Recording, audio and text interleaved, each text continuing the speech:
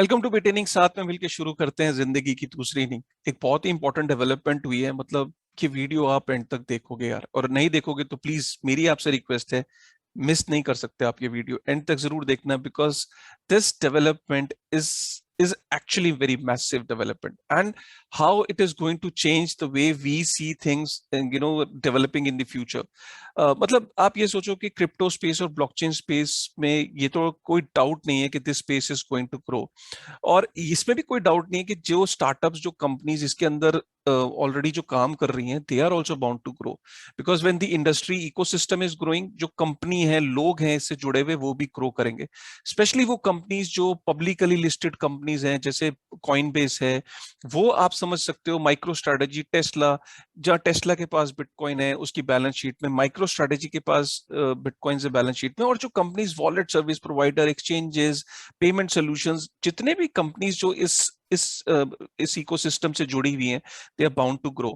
अब होता क्या है कि सपोज जैसे अगर आप इंडिया में हो, तो क्या ये पॉसिबल है आपके डायरेक्टली उन कंपनीज के अंदर एक्सपोजर लेना, उनकी ग्रोथ स्टोरी का, उनकी ग्रोथ का हिस्सा बनना? ऑब्वियसली पॉसिबल नहीं है डायरेक्टली, बट इनडायरेक्टली ये पॉसिबल होता है अगर आप ऐसे म्यूचुअल फंड्स के अंदर या ऐसे ईटीएफ्स के अंदर, अगर आप आप उनके अंदर, ईटीएफ्स के अंदर आप इन्वेस्ट करके आप इनडायरेक्टली इन कंपनीज के अंदर आप एक्सपोजर ले सकते हो। लेकिन ऐसा बाहर के लोगों के लिए पहले पॉसिबल था, बिकॉज ऐसे काफी सारे म्यूचुअल फंड्स और ईटीएफ्स हैं दुनिया भर में, जिनकी जो इन्वेस्टमेंट्स हैं वो ब्लॉकचेन स्पेसिफिक या क्रिप्टो स्पेसिफिक जो सेक्टर है उसके अंदर वो इन्वेस्ट करते हैं, और वो फंड बेसिकली जो क्रिप्टो की कंपनीज है दुनिया भर में, उसमें वो इन्वेस्टमेंट करता है, और जब वो ईटीएफ ग्रो करता है तो ऑब्वियसली आपकी जो इन्वेस्टमेंट है वो भी ग्रो करती है। अब इंडिया के अंदर ऐसा कोई भी ऑप्शन नहीं था कि जहां पे कोई ऐसा ईटीएफ हो जिसका डायरेक्ट एक्सपोजर हो ब्लॉकचेन या क्रिप्टो स्पेसिफिक कंपनीज में। लेकिन पहली बार ऐसा हुआ है कि security exchange board of India ने एक ऐसा म्यूचुअल फंड, एक ऐसा, सॉरी म्यूचुअल फंड नहीं करूंगा, ऐसा पहला एक्सचेंज ट्रेडेड फंड जिसका डायरेक्ट एक्सपोजर है ऐसी कंपनीज के अंदर, और ऐसे पूरे ब्लॉकचेन और क्रिप्टो की इकोसिस्टम के अंदर उसका डायरेक्ट एक्सपोजर है। तो अगर मैं उसकी बात करूं तो फंड का नाम मैं बताता हूं और कंपनी का नाम बताता हूं, and let's get into the details. So basically company का नाम है इन्वेस्को म्यूचुअल फंड। तो इन्वेस्को म्यूचुअल फंड एक काफी reputed fund, asset fund management company है, जिसका बेस मुंबई में है, और इनके ऑलरेडी बहुत सारे फंड हैं। इनका अगर मैं एसेट अंडर मैनेजमेंट देखूं तो 6 to 7 बिलियन US डॉलर इनका एसेट अंडर मैनेजमेंट, और ये इंडियन कंपनी है। मैं आपको एसेट अंडर मैनेजमेंट डॉलर में बता रहा हूँ, बट इसको आप रुपीज में कन्वर्ट कर सकते हो। तो ऑलरेडी इंडिया का एक one of the reputed company है, मुंबई बेस्ड है। तो इन्होंने जो फंड लॉन्च किया है उस फंड का नाम है Invesco coin share global blockchain ETF fund of fund. अब इसका मतलब क्या है, ये आपको समझने की जरूरत है। देखिए, कोई भी एक्सचेंज ट्रेडेड फंड होता क्या है, पहले उसको समझिए। एक्सचेंज ट्रेडेड फंड क्या होता है?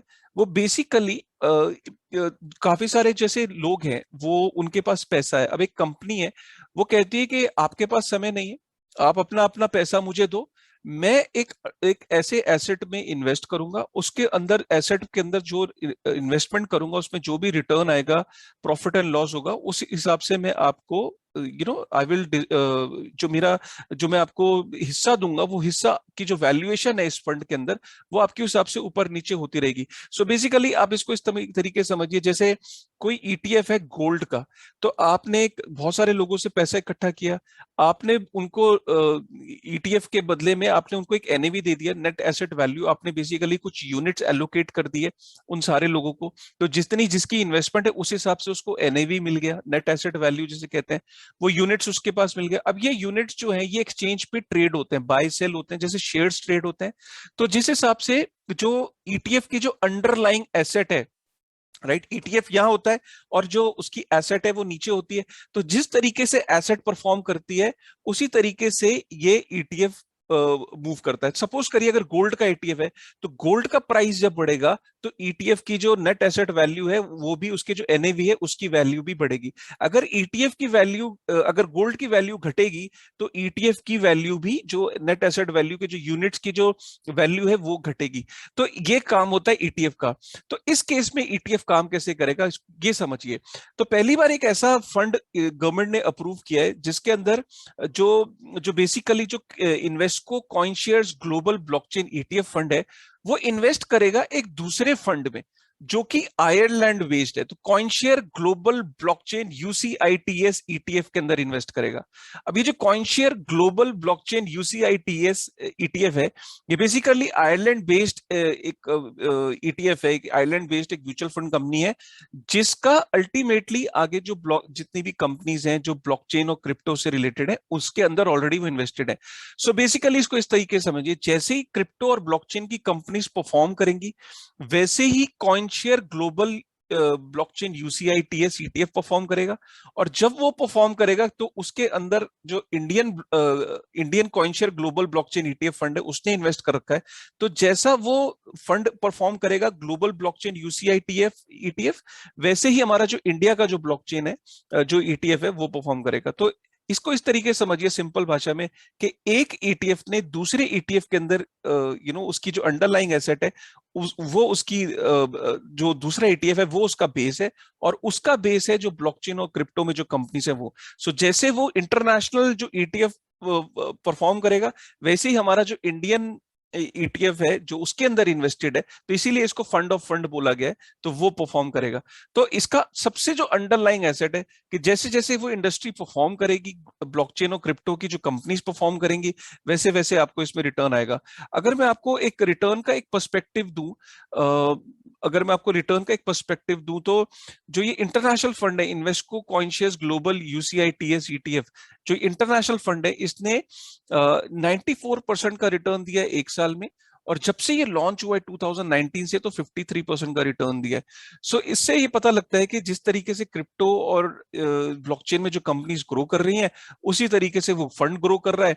तो हमारा जो एक एक्सपोजर लेने का जो था, कि एक ड्रीम था कि कॉइन कॉइन बेस में माइक्रो स्ट्रेटेजी में अगर मेरे को एक एक एक्सपोजर लेना है, तो वो पहले पॉसिबल नहीं था।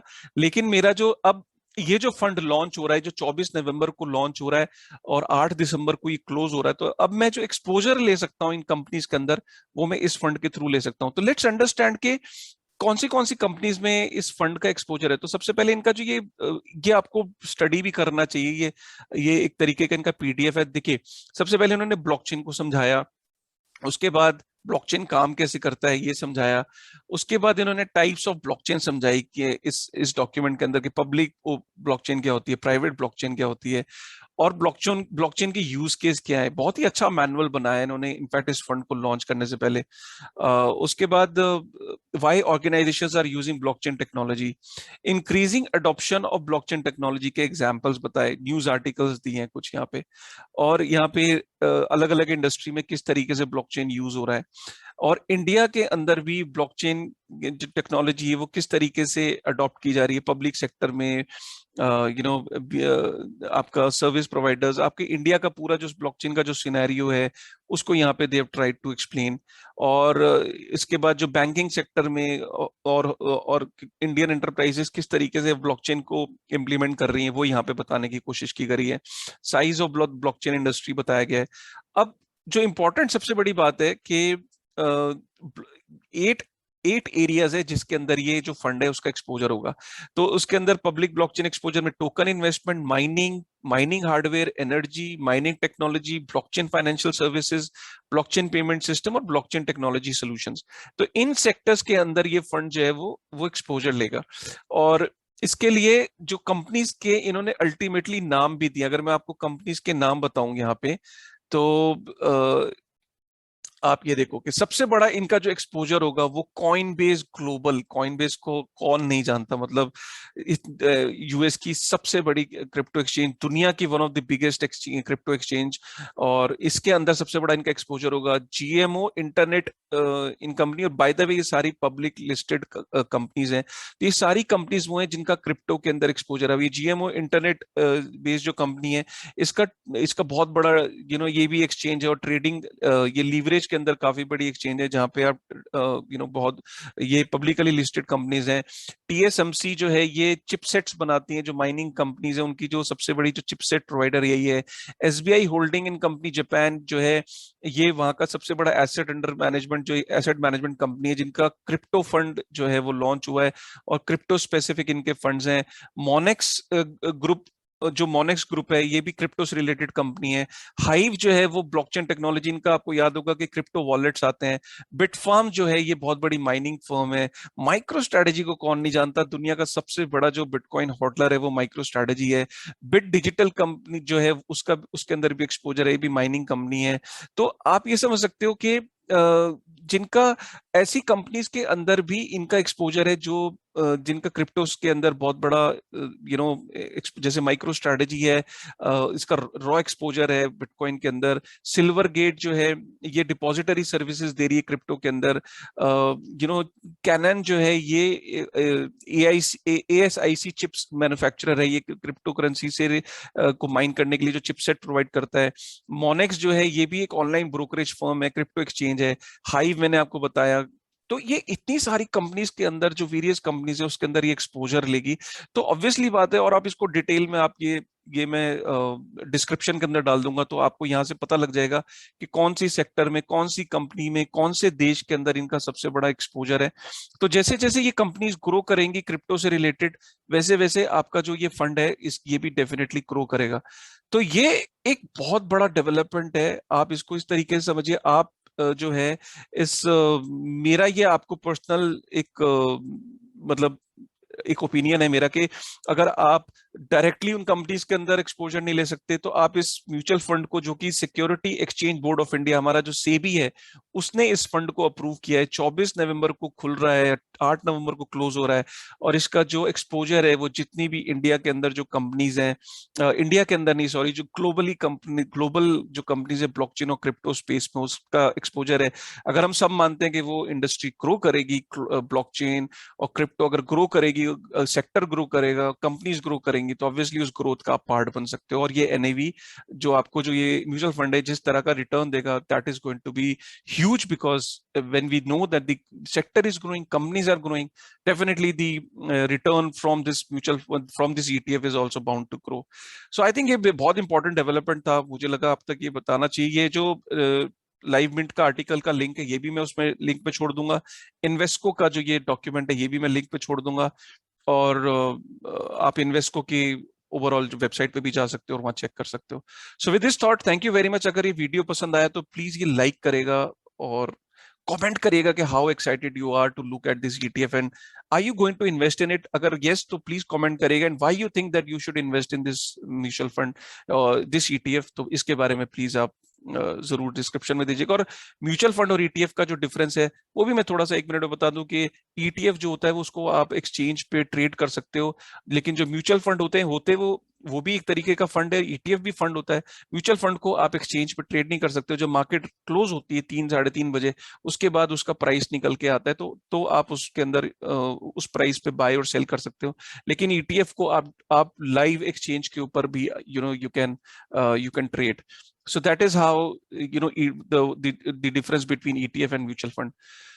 आई होप आपको ये अपडेट पसंद आया, तो प्लीज अपडेट आया तो एकदम लाइक करेगा और बेल आइकन जरूर प्रेस करेगा और कमेंट करेगा कि आपको वीडियो कैसा लगा। With this thought, thank you very much.